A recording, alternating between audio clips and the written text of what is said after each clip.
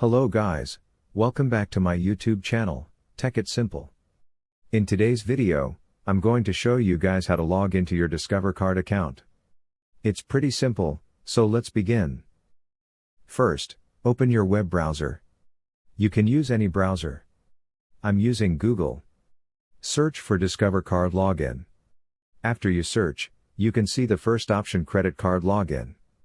Click on it. It will take you to the login page of Discover Bank. Now, to log in, enter your user ID and password over here, and just click on the login button. If you forgot your user ID and password, just click on Forgot User ID or Password to reset it. And if you want to activate your card, you can click on Activate Credit Card. Also, if you want to create a new account, click on Register Your Account. So guys, that's how you guys can log into your Discover account. If you find this video helpful, please do like, share, and subscribe to the YouTube channel.